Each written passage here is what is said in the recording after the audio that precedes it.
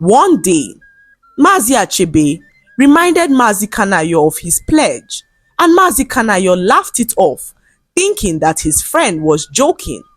Little did he know that his friend Mazi Achebe was not joking. All efforts to make Mazi Achebe reconsider his decision were futile, as Mazi Achebe was hell-bent on marrying his friend's only daughter.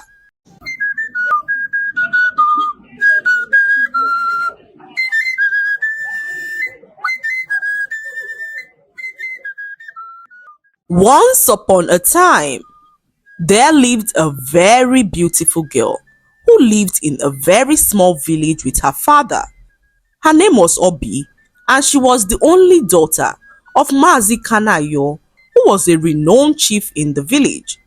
Many years ago, when Mazi Kanayo was still very young, he accumulated a huge debt and stood the chance of losing his entire business. He met his friend Mazi Achebe to request for a loan, and Mazi Achebe agreed to give him the loan on the condition that whenever Mazi Kanayo gives birth to a daughter, he, Mazi Achebe, would marry his daughter, and Mazi Kanayo, being so young and naive, agreed to the condition as he planned on bearing only sons in the future. However, luck did not shine on him, as he ended up having only one daughter. One day, Mazi Achebe reminded Mazi Kanayo of his pledge, and Mazi Kanayo laughed it off, thinking that his friend was joking. Little did he know that his friend Mazi Achebe was not joking. Weeks passed, and one early morning, Mazi Kanayo was home when his friend Mazi Achebe came to his hut to request for a date to be fixed for the marriage ceremony.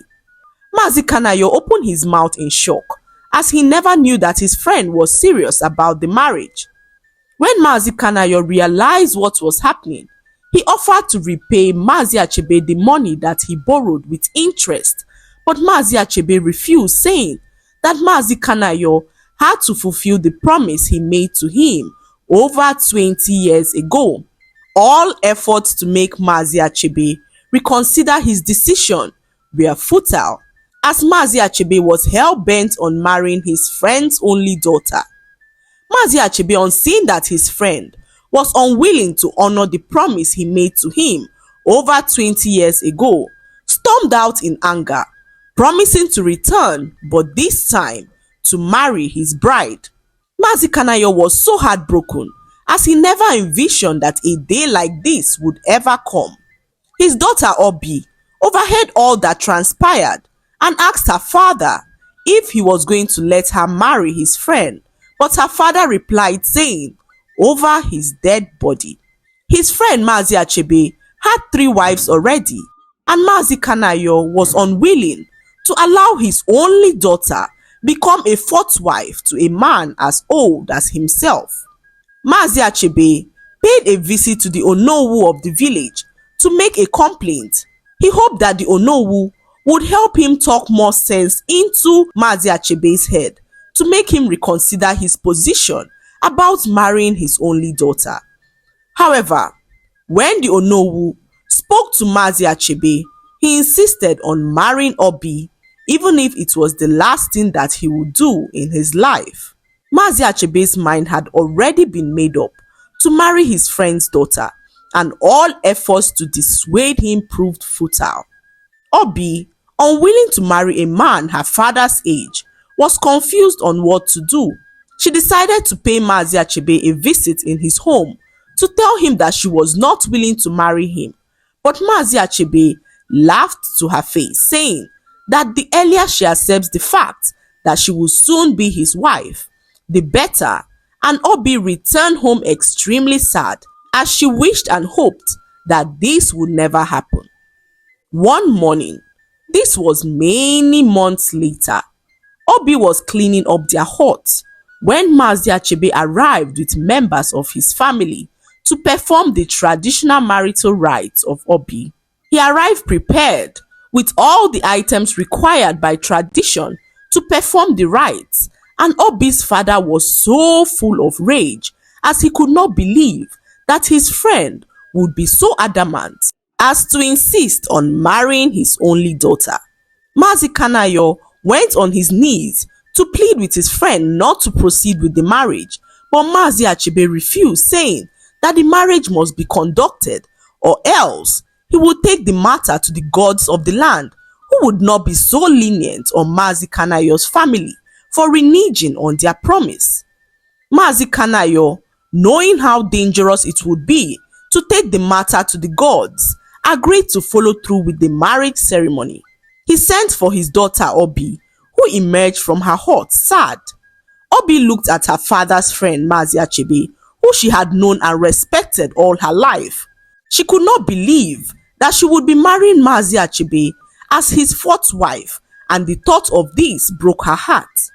After Mazi Achebe had caught a glimpse of the woman that he came to marry, Obie's father sent his daughter back to her hut, urging her to go dress up for the main ceremony, and Obie burst into tears as she retreated back to her hut.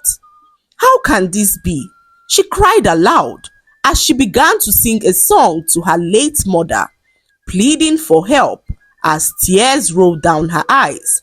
The news of the impending forced marriage between Obie and Mazi Achebe reached the ears of the villagers who gathered around to witness the marriage. The air was thick with tension as everyone was aware of Obie's unwillingness to marry Mazi Achebe. After a few minutes, Mazi Kanayo went in to call out his daughter and noticed that her hut was empty. When the news got to Mazi Achebe that Obie had run away, he began to fume in anger, threatening to go to the village shrine to table the matter before the gods of the land. Mazi Kanayo pleaded with Mazi Achebe not to take the matter to the shrine as he would ensure that his daughter is found, and Mazi Achebe told him that if he fails to return with his daughter in 2 hours, he would have no other option than to table the matter before the shrine.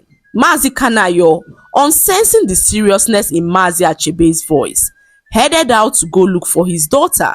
He searched everywhere, including the village stream, which was his daughter's favorite spot in the village, but Obie was nowhere to be found. 2 hours had now elapsed, and Mazi Achebe was now full of rage. His plans of marrying Obie were now being thwarted, and Mazi Achebe decided to teach Mazi Kanayo and his family a lesson for trying to outsmart him. He believed this was their plan to stall the ceremony to prevent him from marrying Obie, so he decided to show them that he is a man that should never be played with.